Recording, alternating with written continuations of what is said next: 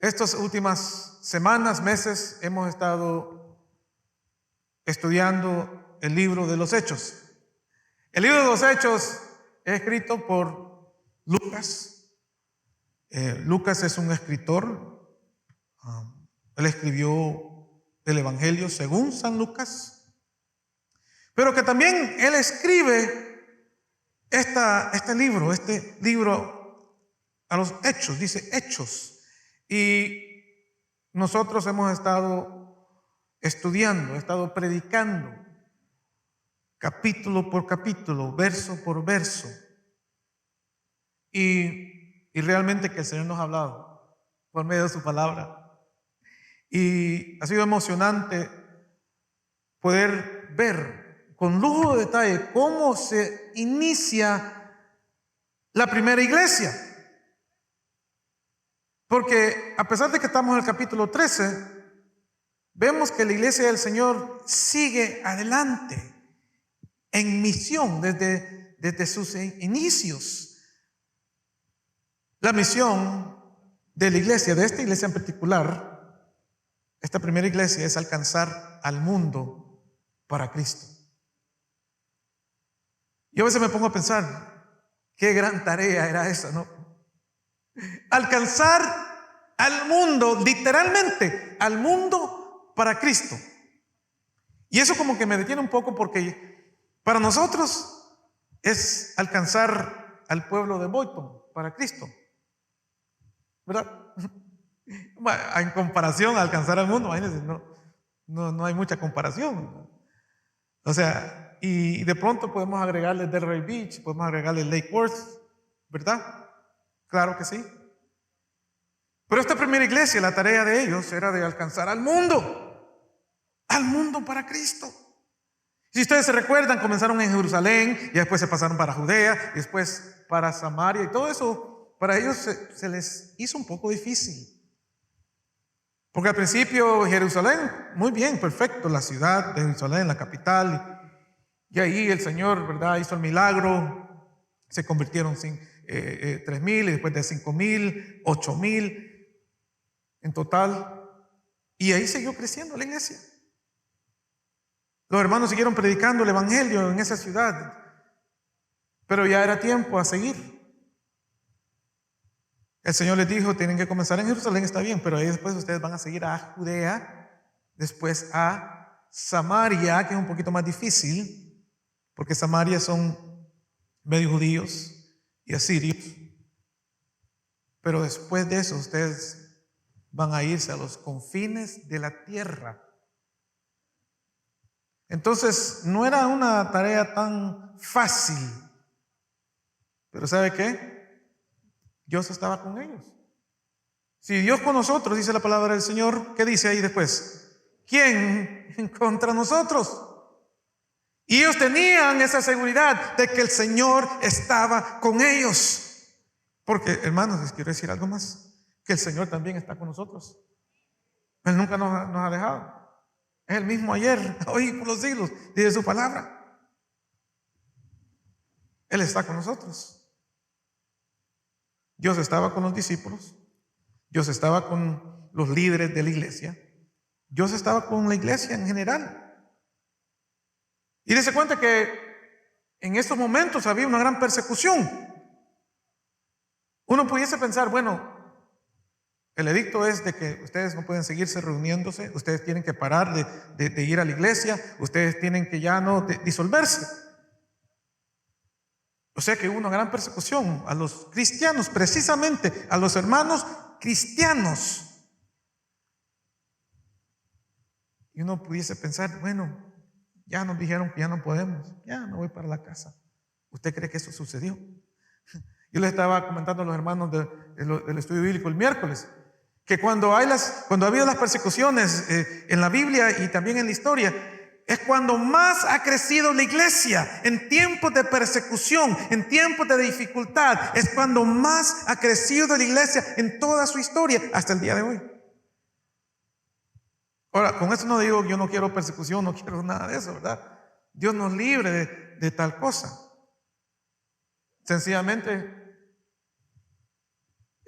ha sido así.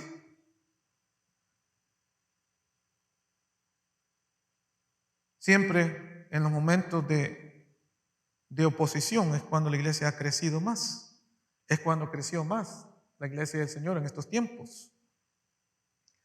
Porque el diablo nunca está contento cuando hay almas que se convierten al Señor. El enemigo de nuestras almas nunca jamás va a estar contento cuando la iglesia crece. Cuando los hermanos son fieles al Señor. El enemigo de nuestras almas nunca va a estar contento.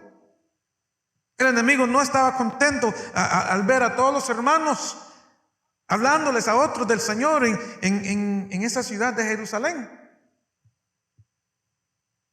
Y no es nada fácil, le voy a decir eso.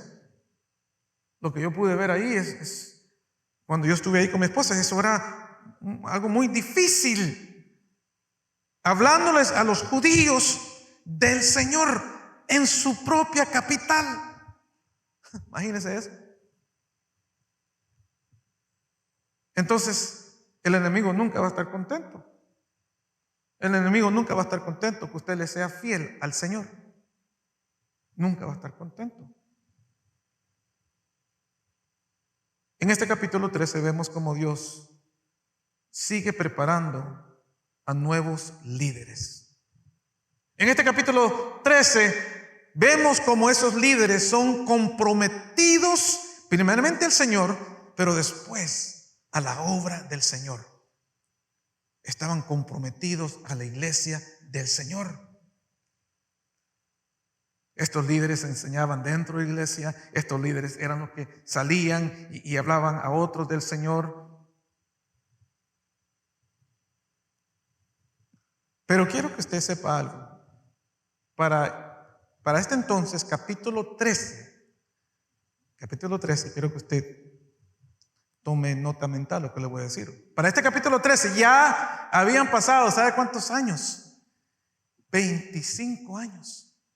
Habían pasado 25 años desde el momento en el que el Espíritu Santo viene, y se recuerda el capítulo 2, cómo el Espíritu Santo viene, ¿verdad? Por primera vez para quedarse en la tierra. Vemos ese fenómeno. Y como el Espíritu Santo viene y entra al ser humano, aquel que recibe al Señor como su único Salvador, la palabra del Señor nos dice que el Espíritu Santo viene y entra y mora en nosotros hasta el fin. Entonces eso lo vemos en el capítulo 2, pero desde el capítulo 2 al capítulo 13 han pasado ya 25 años. ¿Ok? Quiero que usted tome nota mental de eso. Y en este capítulo 13 es un momento crucial para la vida de la iglesia. Y le voy a decir por qué. Porque el mandato era, van a comenzar en Jerusalén, después van a pasar para Judea, después a Samaria, después a los confines de la tierra.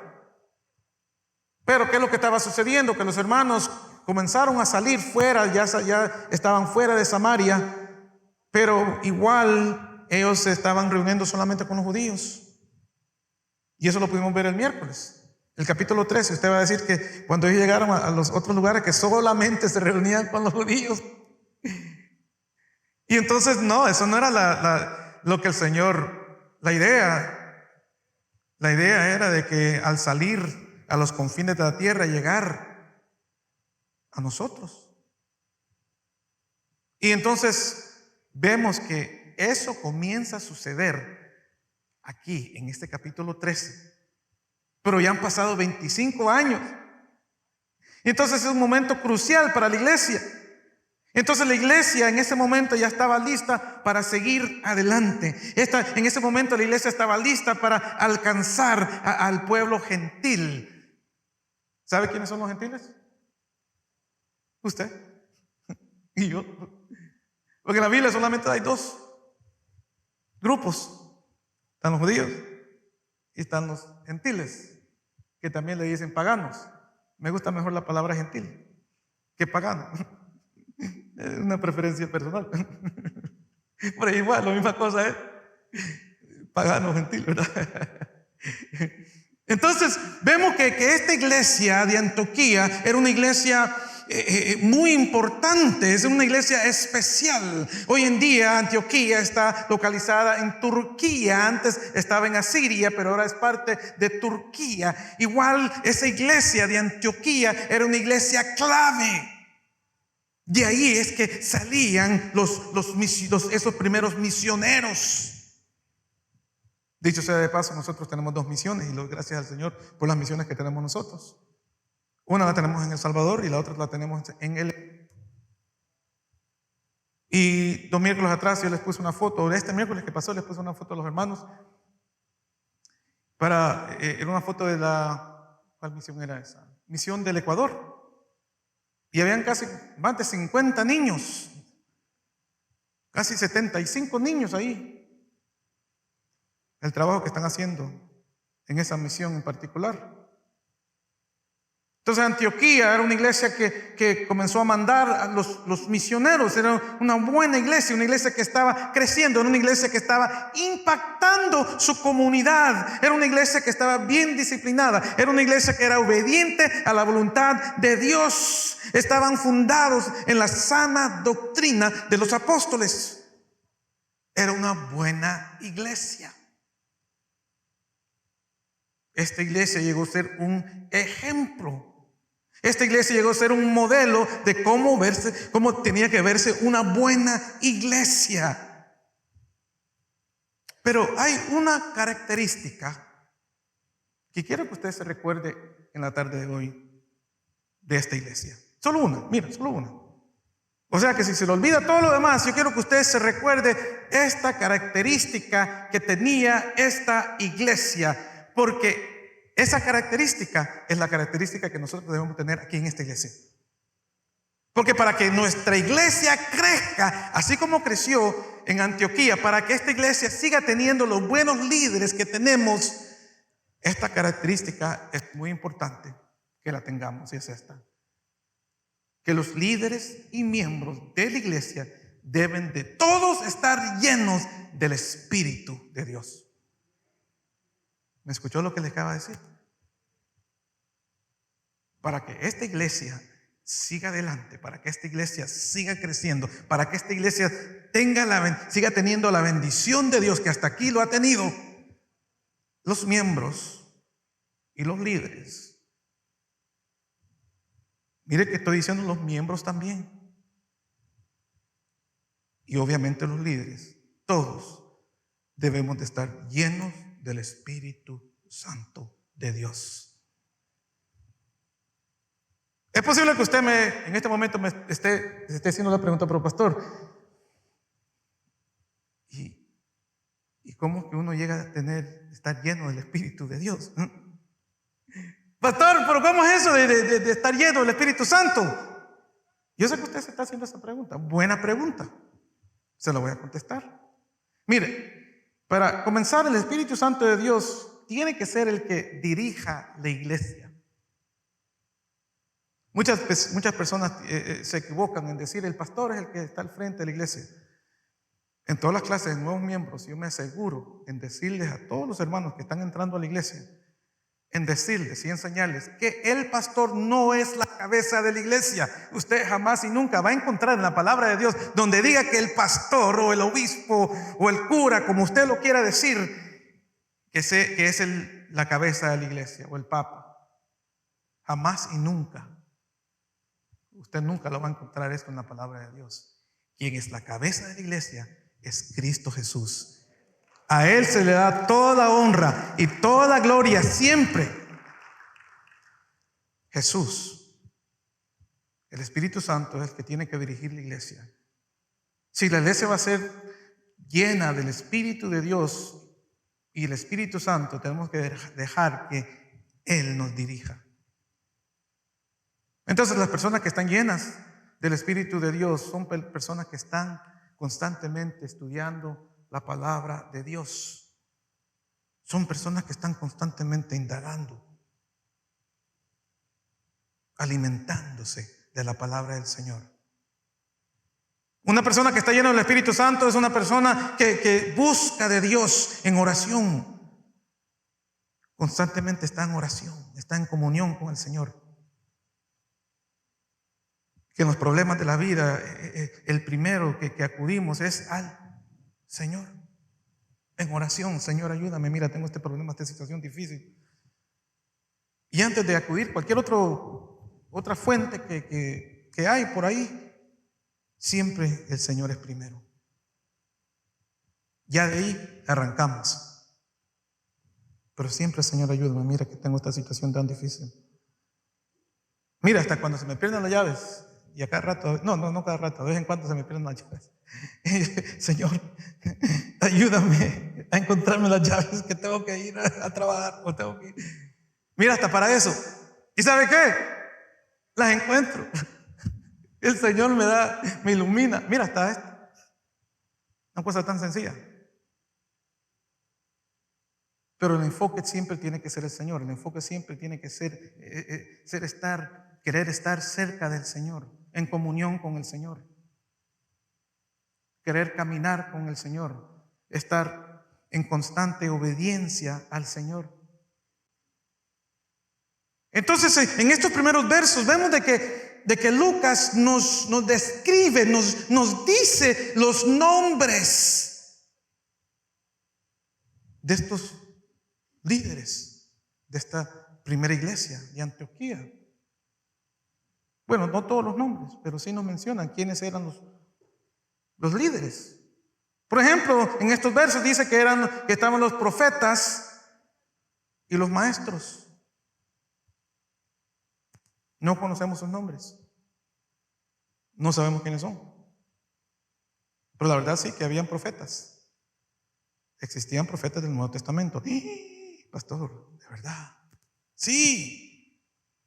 Y si usted regresa al capítulo anterior, capítulo 12, eso lo estuvimos estudiando el miércoles, y vemos que de que hay un profeta ahí del Nuevo Testamento que Dios le hablaba directamente a ese profeta, y ese profeta le hablaba a los demás y les decía: el Señor dice esto. Qué magnífico. Gloria al Señor. Porque el Señor en todos los tiempos, desde el principio, siempre nos ha hablado por medio de los profetas, los apóstoles, y hoy en día nos habla por medio de su palabra. Pero siempre el Señor nos habla. Siempre el Señor nos va a hablar. Siempre el Señor va a tener algo que decirnos en nuestras vidas, en nuestros corazones, por medio de su palabra. Y vemos aquí que en esta primera iglesia tenían maestros, tenían profetas, y tenían a un gran líder que se llamó Bernabé. Qué tremendo líder que tuvo esa iglesia. Mire, fue tanto ese líder, ese líder fue tan grande, tan bueno, que fue él, Bernabé, fue él quien fue a buscar y a traer a Pablo a que sea parte de este equipo.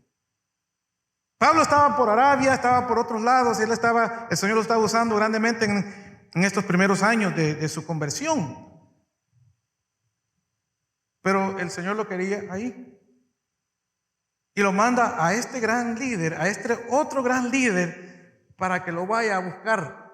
Anda a buscar a Pablo, y decirle que venga, porque aquí es que él va a trabajar. Mire, le costó casi como más de un año. Se fue a Tarso porque de ahí es Pablo. Y cuando llegó le dijeron: no está. Ya se ha ido. Y tuvo que seguir buscándolo hasta que finalmente lo encontró, casi más de un año, y lo trajo. Pero Bernabé fue un gran líder de esta primera iglesia. Y usted se da cuenta que después reclutaron al apóstol Pablo, que él fue parte de este líder. Usted se puede imaginar tener al apóstol Pablo como parte de su liderazgo en su iglesia. ¡Qué privilegio tan grande! Pero él era uno de todo ese grupo de líderes que el Señor mismo había compuesto. Porque aquí estamos hablando de que esos no fueron escogidos por hombres. Dios mismo escoge a este liderazgo. Él compone a este grupo a este equipo, que dentro de este equipo están apóstoles, están maestros, está Bernabé y ahora el apóstol Pablo. ¡Wow! ¡Qué tremendo! ¿Verdad? Pero entonces habían otras personas. Estaba uno que se llamaba Simeón y Lucius. Ahora, este personaje, este hermano Simeón, se cree, escucha esto, se cree que Simeón era el que le cargó la cruz a Jesús. Ustedes se recuerdan en ese momento que humanamente hablando Jesús, ¿verdad? Ya no pudo cargar la cruz por todo ¿verdad? Los golpes y físicamente, humanamente hablando, él no podía. Y entonces escogieron a uno, ¿verdad? De que estaba por ahí y le dijeron los soldados, venite, ayudarle. Bueno, ese que vino y que le ayudó a Jesús. Mire qué privilegio tan grande. ¿Usted se puede imaginar eso? Ser aquel que le ayudó a Jesús a cargar la cruz. Mira, hasta me emociono en pensar de que aquel que le ayudó a Jesús a cargar la cruz posiblemente sea el Simeón que se menciona aquí en Hechos 13. Quiere decir de que de alguna forma u otra ese Simeón se convirtió al Señor, creció en el Señor y ahora se aparece en esta iglesia aquí en Turquía. Ahora está en Turquía, Antioquía, y es uno de los que componen este liderazgo de esta iglesia. Wow. Pero eso no es lo interesante de estos dos personajes, Simeón y Lucio. ¿Sabe lo que es lo interesante de estos dos hombres? Que no nos deben de sorprender de todos modos. Estos dos hombres se creen que eran de la raza negra. Estos dos hombres eran africanos, eran negros, eran de la raza negra. Eran de África. Y esto a mí me da mucho gozo, me da mucha alegría, porque ahí me doy cuenta de que para Dios no le importa el color de nuestra piel. Para Dios no le importa eso, hermanos. Vemos que en este equipo de liderazgo habían de todos, ¿verdad? Tenían el teólogo Pablo, tenían otros apóstoles y tenían, ¿verdad? Otros líderes, pero también tenían a estos hermanos que también eran poderosos en la palabra, aunque eran africanos, aunque eran de la raza negra, no importa, porque al final del día lo que ve Dios es el corazón del hombre. Él no está viendo, hermano, raza. Él no está viendo que usted sea grande, que usted sea pequeño, que usted sea feíto, que usted sea cojo. No importa, con tal de que su corazón esté bien con el Señor. Mi pregunta para usted en el día de hoy es: ¿cómo está su corazón con el Señor? Porque eso es lo que Dios ve, el corazón. Y vemos de que Dios compone a este equipo de liderazgo tremendo. Pero entonces hay otra persona, y esta otra persona era de un estatus social diferente, alto. Él conocía a la gente, amigos del rey. ¿Usted se puede imaginar eso? O sea que tenía otro estatus social. Y vemos de que además de que para Dios no le importa, ¿verdad?, el color de la piel ni nada de eso, tampoco importa, hermanos, el estatus social. Porque dentro de la membresía de esta iglesia de Antioquía habían miembros que eran esclavos. Póngase a pensar en eso. O sea, dentro de los miembros, los hermanos que eran parte, que formaban la iglesia, habían esclavos. Una gran mayoría de la gente que vivía en aquel entonces Se dice que en Roma la mitad de la población eran esclavos. Entonces, por ende, esta iglesia, parte de su membresía también eran esclavos. Pero aquí claramente vemos que también eran personas de un estatus social alto, o sea que tenían dinero. Porque el Señor, hermanos, no hace excepción de personas. Para el Señor, lo único que Él ve en su corazón es su fidelidad hacia Él, su compromiso con el Señor. Es confortante para mí saber que lo que Dios ve en un hombre y mujer no son las cosas materiales, sino el corazón y nada más. Entonces esta iglesia tenía un tremendo liderazgo, porque el liderazgo en la iglesia es muy importante, hermanos. El liderazgo en la iglesia es de suma importancia. Yo le doy gracias al Señor, yo le doy gloria a Dios que en esta iglesia tenemos excelente liderazgo. ¿Cuántos le dan gloria al Señor?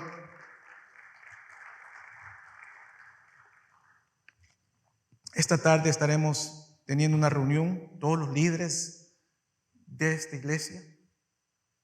Mire, tenemos un primer servicio y un segundo servicio. El primer servicio en inglés, el segundo servicio en español, pero somos toda una sola iglesia.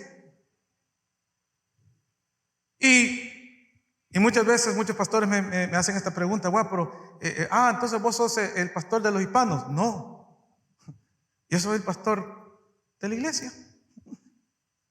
A los americanos también. Sí.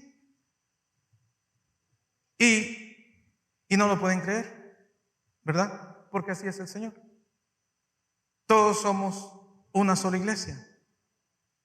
Todos somos miembros, americanos, hispanos, haitianos. Todos somos una sola iglesia. Aquí no hay, hermanos, jerarquías. Aquí no hay nadie más grande que otro. No, hermanos, todos somos uno en el Señor, porque así dice su palabra, que tenemos que ser uno en Cristo. Cuando dan gloria al Señor. Yo le doy gracias al Señor porque hace más de 5 años, casi 6 años ya, esta iglesia me escogió como su pastor. Y ellos no vieron color, ni vieron de que era hispano, ¿verdad? No vieron que no era tan alto. ¿Verdad? Porque la gente es así, de que siempre ve, ¿verdad? Quiere ver cierta forma, la apariencia. Pero le doy gracias al Señor que ellos no vieron nada de eso. Y yo le doy gracias al Señor. Le doy gracias al Señor por esta iglesia y por ustedes, hermanos. Amén. Amén. Y entonces, hermanos, yo tengo la bendición que estoy rodeado de un liderazgo increíble. ¿Y sabe qué? Son gente normal, regular, así como usted. Ninguno de nosotros tenemos, ¿cómo le dicen ese volado? Arriba. Areola, sí. Ninguno de ellos tiene esto. Bueno, quizás uno. No. Ninguno, hermanos. Todos somos personas normales, regulares, pero que aman al Señor. Todos amamos al Señor. Todos amamos a esta iglesia. Todos les amamos a ustedes. Es así, es verdad. Porque yo conozco a cada uno de ellos, todos están en mi mente, muchos de ellos están aquí en la iglesia. Es más, si usted es un líder de la iglesia, quisiera que usted se ponga de pie, no tenga pena, porque eso es algo que yo sé que muchos son bastante humildes, pero quiero que ustedes se pongan de pie para que ustedes vean quiénes son los líderes de nuestra iglesia. Pónganse de pie, por favor, los hermanos, no tengan pena, rápidamente, pónganse de pie, eso. La hermana, ok, están allá atrás, ok, sí, amén, pueden sentarse, muchas gracias, hermanos. De ellos estoy hablando. Y de los líderes que tenemos en primer servicio. Todos somos parte de un solo liderazgo. No hay un liderazgo para los americanos ni para los hispanos. Todos somos uno en Cristo Jesús. Este es nuestro modelo. Así es que nosotros funcionamos. ¿Y sabe qué? El Señor nos ha bendecido por ello. El Señor nos ha bendecido. Y yo le doy gloria a Dios, ¿verdad? Pero a pesar de eso, aún así hay luchas en el ministerio. Cada uno de ellos tiene luchas. Todos tenemos luchas. El enemigo nunca está contento. Y hay luchas grandes. Pero yo le doy gracias al Señor que aún así, a pesar de las luchas, ellos siguen adelante. Porque aman al Señor y aman a esta iglesia. Gloria al Señor.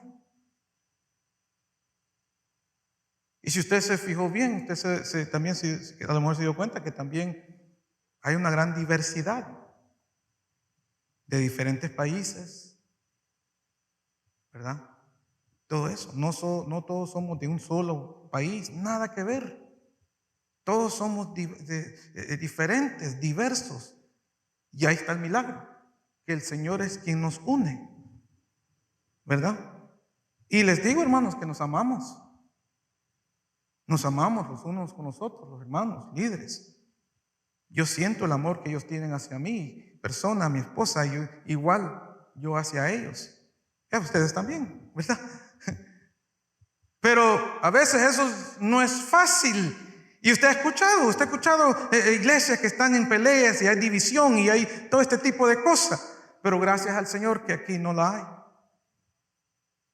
Porque somos una iglesia dirigida por el Espíritu Santo de Dios. Y le doy gracias al Señor por ello. Y en la Biblia claramente nos dice de que una iglesia no puede seguir adelante con un mal liderazgo. No puede. Una iglesia que no tiene liderazgo o que tiene mal liderazgo no puede ser bendecida por Dios. Y eso lo vemos claramente en la palabra de Dios. Pastor, ¿dónde? Sí. ¿Quiere que le enseñe? Eso lo voy a enseñar. Lo vemos en Corintios. El apóstol Pablo escribe 4 cartas. No, pero pastor, en la Biblia solamente hay 2. Sí, yo sé.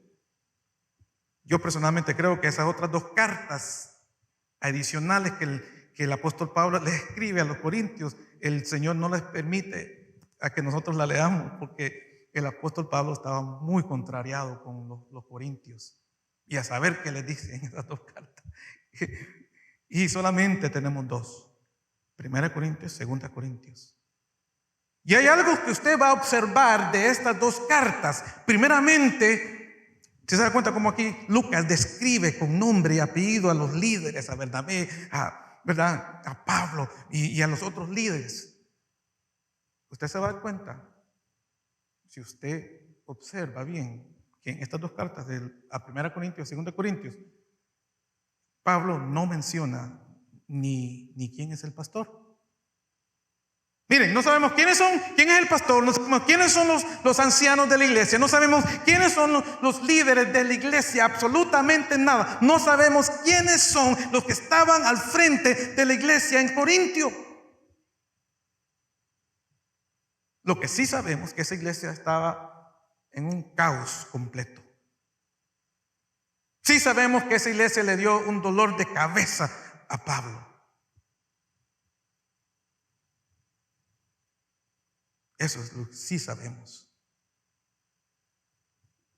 Es por eso que les digo, hermanos, para que la iglesia pueda seguir adelante, la iglesia tiene que estar llena del Espíritu Santo de Dios. Los líderes tienen que estar llenos del Espíritu Santo de Dios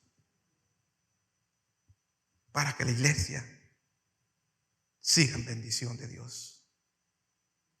Miren Hechos 6:3, lo que dice para cuando fueron a buscar a los diáconos. Dice, miren los requisitos. Dice, buscad pues, hermanos, de entre vosotros a 7 varones de buen testimonio. Y escucha esto, que estén llenos del Espíritu Santo y de sabiduría. ¿A quién podemos encargar esta obra? Este trabajo. ¿Sí se dio cuenta? Los requisitos. O sea que tenían que tener buen testimonio. No podían ser hombres violentos.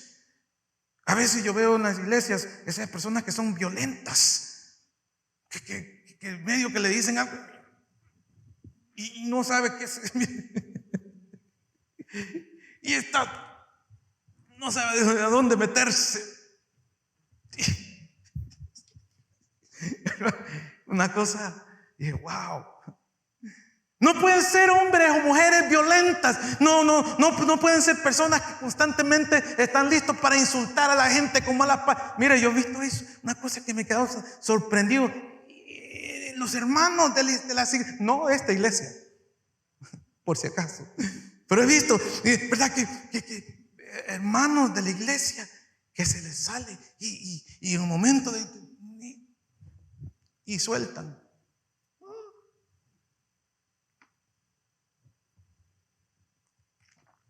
Eran personas violentas que maltrataban a sus esposas, o personas estafadoras. Hay personas así, aún dentro de la iglesia, siempre buscando cómo estafar, cómo, ¿verdad? Cheat on their taxes, no sé cómo se dice eso, estafar en los impuestos. Todo ese tipo de cosas. Yo digo, wow, pero ¿qué es esto? Mire lo que le dice el apóstol Pablo a Tito. Le dice así, en Tito capítulo 1, versículo de 6 a 9, dice: el que fuere irreprensible, marido de una sola mujer, y que tenga hijos creyentes que no estén acusados de disolución ni de rebeldía, hasta los hijos. Mire si usted se dio cuenta de eso. Para que usted sea un líder en la iglesia, usted tenía que tener su familia en orden. Porque es necesario que el obispo sea irreprensible. O sea, eso es lo que quiere decir, que nadie te esté apuntando. Mira que él es líder de la iglesia y se fue a meter en el bar. Usted no sabe cuántas veces he escuchado ese tipo de cosas. Porque es necesario que el obispo sea irreprensible. O sea, obispo quiere decir también líder de la iglesia, un pastor. Que sea irreprensible como administrador de Dios, no soberbio, no irracundo, no dado al vino, no pendenciero, no codicioso de ganancias deshonestas.